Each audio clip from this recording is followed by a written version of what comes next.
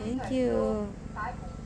Ito yung habang namasyal kami sa Tamsoy Fisherman's Wharf, nadaanan namin ng isang squid stall. Sinubukan namin, ang sarap, parang lutong Pinoy ang lasa.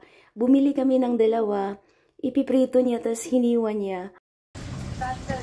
He's frying it. Do we have to cut it? He's frying Or just it. eat it? The whole thing? Camera?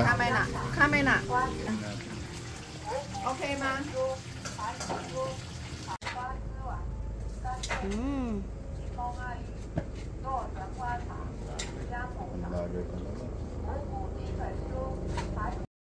Nagabihan na kasi kami, kaya ayan, nagutom na.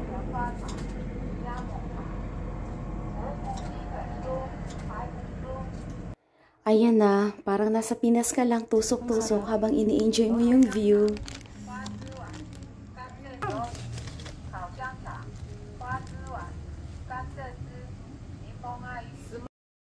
Yung paper bag nila have different translations of saying thank you.